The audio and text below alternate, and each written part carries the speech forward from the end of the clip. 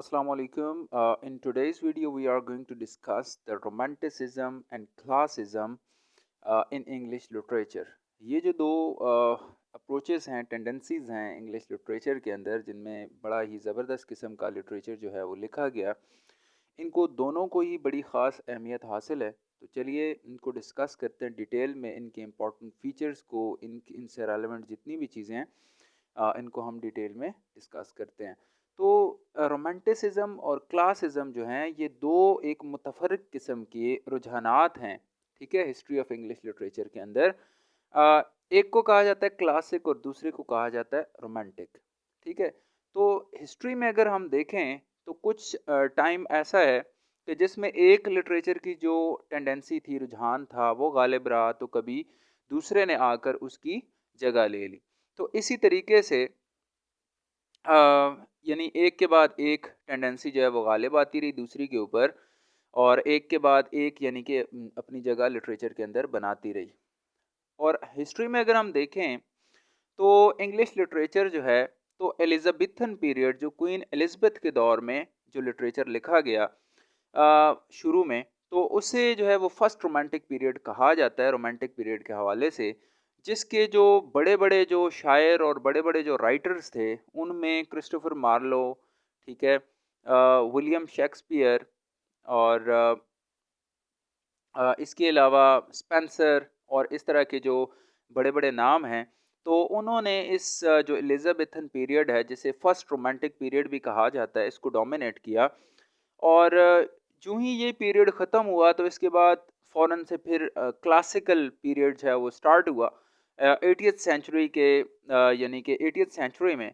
और जिसमें जिसमें बड़े बड़े नाम इसमें भी शामिल हैं, जैसा कि इनमें जो है वो ड्राइडन हैं, ठीक है, अलेक्जेंडर पोप हैं, एडिसन हैं, स्विफ्ट हैं, और डॉक्टर जॉनसन। तो ये सारे लोग क्लासिकल पीरियड के बड़े नामों में ये नाम शामिल हैं। और इसके बाद फिर जो 80th सेंचुरी का जो एंड था, इख्तितामी जो यानी कि कुछ साल थे, और जो शुरू के साल थे 19वीं सदी के, तो इनमें जो बड़े बड़े शायर थे यानी कि रोमांटिक मूवमेंट के, ठीक है, जिन्होंने दोबारा से फिर डोमिनेट कर लिया रोमांटिक मूवमेंट ने। तो इसमें फिर बड़े बड़े जो रोमांटिक पोइट्स थे, उनमें विलियम वर्ड्सवर्थ, उनमें एस.टी. कॉलरेज, उसमें जो है वो स्कॉट, उसमें बायरन, शैले, कीट्स, ये जो लोग थे ना, इन्होंने रोमांटिक टेंडेंसी को बहुत ज़्यादा डोमिनेट किया और रोमांटिक टेंडेंसी को एक उरूज बख्शा, ठीक है। और इस ज़्यादातर जब भी लिटरेचर रोमांटिक लिटरेचर की बात की जाती है, तो ये जो नाम बाद में लिए गए, ये इनको ज़्यादातर जो है वो शेक्सपियर के बाद, और फिर ये दूसरी मूवमेंट में वर्ड्सवर्थ और कॉलरिज को आमतौर पे ना मॉडर्न रोमांटिक पोइट्री का जो है वो फाउंडर भी कहा जाता है। तो इसको सेकंड रोमांटिक पीरियड आप कह सकते हैं। और फिर इसके बाद विक्टोरियन पीरियड जो था इंग्लिश लिटरेचर के अंदर, तो उसमें भी ये जो रोमांटिक यानी कि टेंडेंसी थी, ये जारी रही, ठीक है, लिटरेचर को उसने डोमिनेट किए रखा। और इसके बाद फिर जो 20वीं सदी आई, तो 20वीं सदी में दोबारा से लिटरेचर के अंदर क्लासिकल जो टेंडेंसी थी, उसने दोबारा से जगह ले ली। और अब हम बात करते हैं इनके कुछ डिस्टिंक्टिव फीचर्स की, ठीक है, कि जो कि क्लासिज्म में कौन से थे, अपने कुछ उसके फीचर्स हैं, कुछ जो है वो रोमांटिसिज्म के अपने फीचर्स हैं। तो क्लासिज्म के अंदर जो कि फीचर्स थे, तो उनमें ये था कि बिलीफ इन रीज़न, ठीक है, कि रीजनिंग के ऊपर ज़्यादा बिलीव करते थे, ठीक है। इसके अलावा एम्फोसिस बहुत ज़्यादा सिविलाइज्ड सोसाइटी के ऊपर, सिविलाइज्ड लाइफ के ऊपर बहुत ज़्यादा एम्फोसिस करते थे। मॉडर्न चीज़ों को ज़्यादा, और सोफिस्टिकेटेड मूड्स ऑफ लाइफ, इनको मॉडर्न चीज़ों को, सोफिस्टिकेटेड किस्म की चीज़ों पे ज़्यादा तवज्जो देते थे। अर्बन सोसाइटी में इनका बहुत ही इंटरेस्ट था, ठीक है। और इसके अलावा जी इनमें जो है स्टायरिकल टेंडेंसी थी, ठीक है, स्टायर को ज़्यादा पसंद करते थे, इनमें रुझान था चीज़ों में बेहतरी लाने के लिए। स्टायर बड़ी इंपॉर्टेंट एक फैक्टर है, ठीक है। इसके अलावा जी ये क्या करते थे कि इनमें expression of accepted moral truth, ठीक है, ये बहुत ज़्यादा था कि एक्सप्रेस करते थे एक्सेप्टेड जो मॉरल ट्रुथ्स होती थी उनको, रियलिस्टिकली रिकग्नाइज करते थे जी चीज़ों को, कि जैसी चीज़ें हैं वैसी ही उनको रिकग्नाइज करते थे, अच्छाई और बुराई को मानते थे, ठीक है, इसको आप कह सकते हैं कि belief in good and evil. ठीक है, इसके बाद है कि ये यानी कि एस्टैब्लिश जो रिलीजियस और फिलोसॉफिकल क्रीड्स थी उनको भी मानते थे, तस्लीम करते थे। नॉर्मल चीज़ों को ज़्यादा जो है वो उसके साथ अटैचमेंट होती थी, चीज़ों को यानी कि एज़ इट इज़ जैसी हैं उसी तरीके से उनको जो है वो मानते थे। और इनके जो इंटरेस्ट होते थे लिटरेचर राइटिंग में वो मज़ीद ये होते थे कि इनको पब्लिक थीम्स के अंदर बड़ा इंटरेस्ट था, ठीक है? फॉर्मल करेक्टनेस पे बड़ा ध्यान देते थे, आइडियल ऑर्डर था इनका।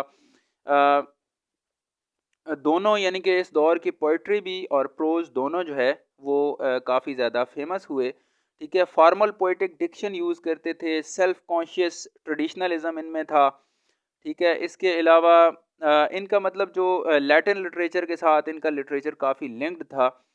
अब हम बात करते हैं दूसरी तरफ जो रोमांटिसिज्म था उसकी कुछ डिस्टिंक्टिव सिम्पटम्स की बात करते हैं।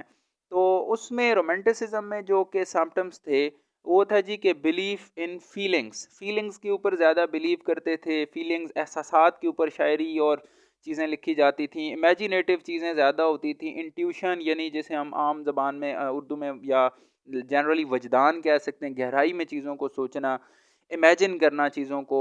और ये पुरानी कदीम प्रिमिटिव चीज़ों के ऊपर ज़्यादा तवज्जो देते थे, मिडीवल दरमियाने कुरून वस्ता के दौर की चीज़ें, ठीक है? और ये चाहते थे कि नेचुरल मूड्स ऑफ लाइफ हो, रूरल लाइफ को ज़्यादा पसंद करते थे। दई इलाकों में विलियम वर्ड्सवर्थ ने, एस टी कॉलरिज ने, इन लोगों ने ज़्यादा टाइम वहाँ पर स्पेंड किया और सॉलिट्यूड को इन बहुत ज़्यादा पसंद करते थे, यानी तन्हाई पसंद थे। और जो एस्थेटिक यानी पहले से pre occupation with the aesthetic and spiritual values, ठीक है? तो इनका एस्थेटिक और स्पिरिचुअल वैल्यूज़ के साथ जो है वो काफ़ी एक यानी वो अपना एक रिश्ता जोड़े रखना चाहते थे एक्सटर्नल नेचर के हवाले से। और इनका जो था मिस्टीरियस चीज़ों को देखना, उनको पसंद करना, उनके ऊपर बात करना, जैसे एस टी कॉलरिज की शायरी में काफ़ी सारी मिस्ट्रीज़ हैं। The rhyme of the ancient Mariner में, कुबला खान में आप ये सारी पोइट्री इनकी पढ़ें, तो उसमें आपको ये मिस्टीरियस एलिमेंट्स और सुपरनैचुरल एलिमेंट्स मिलेंगे।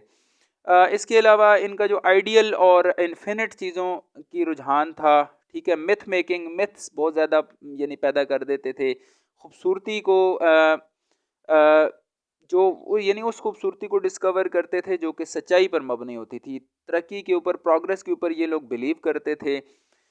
और ये belief in man and goodness, ठीक है? अच्छाई के ऊपर, इंसान के ऊपर बिलीव था। इंडिविजुअल स्पेक्युलेशंस, ठीक है? और एंड रेवलेशंस, इन चीज़ों पे यानी काफ़ी ज़्यादा इसमें तवज्जो दी जाती थी। और सब्जेक्टिविज़्म था जी इसके अंदर। प्राइवेट थीम्स लेते थे, इंडिविजुअल एक्सप्रेसिवनेस यानी हर एक बंदे के जो इज़हार के ऊपर तवज्जो देते थे।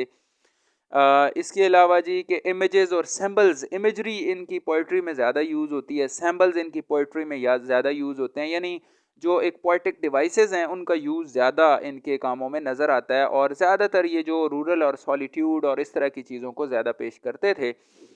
और कॉमन आम सी डेली लाइफ की लैंग्वेज यूज़ करते थे ताकि आम लोगों की आसानी से समझ में आ सके, ठीक है जी? सेल्फ कॉन्शियस ओरिजिनलिटी इनमें होती थी। ज़्यादातर पोइट्स जो रोमांटिसिज्म से जिनका ताल्लुक़ है वो खलवत पसंद थे, सॉलिट्यूड को पसंद करते थे। इनकी पोइट्री भी इसी तरह की थी। विलियम वर्ड्सवर्थ की जैसा कि सॉलिटरी रीपर एक पोएम है उसको आप देख सकते हैं। कुबला खान के जो सुपरनैचुरल एलिमेंट्स हैं और उसमें फिर मुख्तलिफ़ किस्म की ऐसी विविड इमेजेस जो है वो हमें नज़र आती हैं जिनसे ना हमें एक सिंबलिज्म का और इनके एक जो इमेजरी है इनकी पोइट्री के अंदर वो मिलती है। तो रोमांटिसिज्म बेसिकली जो है आप कह लें कि रूरल प्रिमिटिव और जो पुरानी एक नेचुरल मूड्स ऑफ लाइफ है उन पे ज़्यादा तवज्जो देता है, जबकि जो इसके बरक्स जो क्लासिज्म है, क्लासिकल जो अप्रोच है, क्लासिज्म जो है उसमें क्या करते हैं कि वो एक सिविलाइज्ड, एक मॉडर्न, एक प्रॉपर वे में चलती हुई सोसाइटी के ऊपर ज़्यादा बिलीव करते हैं। एक साइड पे आप ले सकते हैं जो कि प्लेटो के नज़रियात हैं, जैसे कि उनका रिपब्लिक में उन्होंने पोइट्री को जगह ना दी, तो उस हवाले से वो क्या चाहते थे, एक मॉडर्न, एक सिविलाइज्ड किस्म की, एक मॉडर्न किस्म की, एक लॉज पर फॉलो करती हुई एक लाइफ चाहते थे। जबकि दूसरी तरफ पोइटिक्स के अंदर जो उन्हीं उन्हीं के डिसिपल थे, शागिर्द थे, एरिस्टोटल, तो उन्होंने अपनी पोएटिक्स के अंदर दोबारा से पोएट्री को रिवाइटलाइज किया, रीबर्थ दी पोएट्री को, और पोएट्री के जो इम्पोर्टेंस है एक सोसाइटी के अंदर उसको उजागर किया, उसकी जगह बनाई। तो इस हवाले से, इस मिसाल से भी ये चीज़ें दोनों चीज़ों का जो डिफ़रेंस है रोमांटिसिज़्म, क्लासिज़्म का, वो वाज़े होता है। आई होप कि इससे आपके कॉन्सेप्ट के अंदर जो है वो बेहतरी आई होगी। नॉलेज टीवी को ज़रूर सब्सक्राइब करें, वीडियो को लाइक करें और चैनल को ग्रो करने में हमारी हेल्प करें ताकि मज़ीद इस तरह की वीडियोज़ आप लोगों को मिलती रहें। मेरे यानी फ़हीम अहमद की तरफ से नेक्स्ट वीडियो तक के लिए अल्लाह हाफ़िज़।